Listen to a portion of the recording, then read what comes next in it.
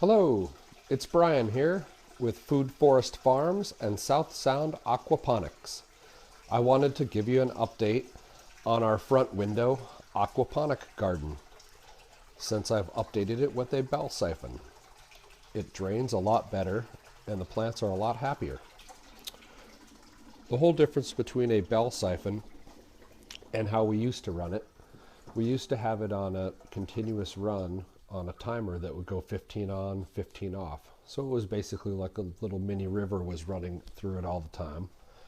And it would pump the solids up and the plants would eat it and the worms would eat it. But it really didn't push the oxygen through the bed the way that a bell siphon does. Concept of a bell siphon is basically that it's going to basically fill this tank up. As the water level raises and raises, it pushes the oxygen out of the grow bed. Then when the drain kicks on, it quickly empties the tank, sucking new oxygen back down into the grow media.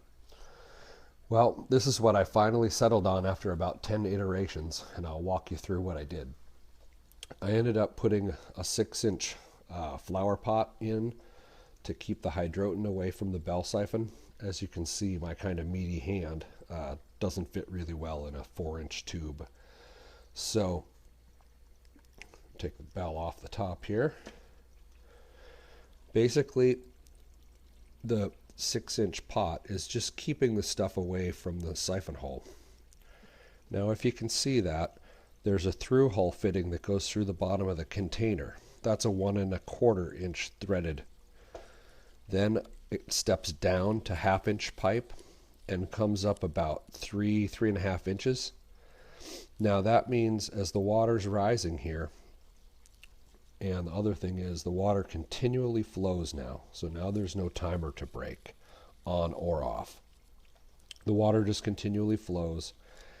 As it gets up to the top of the siphon here, you'll see it to start to spill over.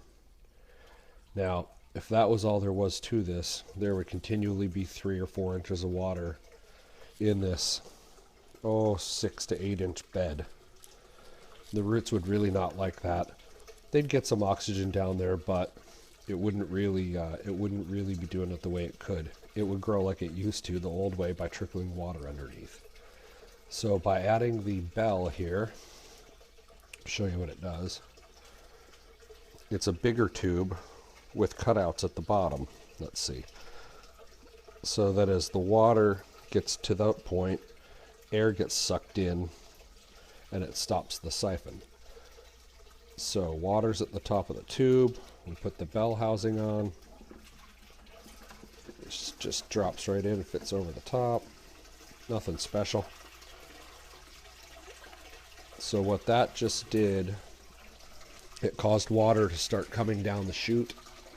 The pressure of the water coming down the chute started pulling water over the top of that white 1/2-inch pipe.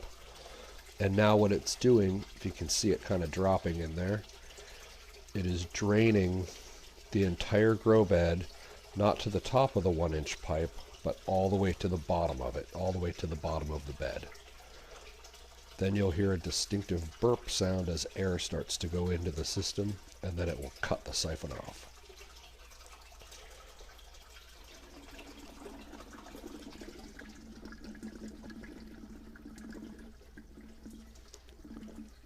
So that's air leaking into the bell housing, breaking the negative pressure,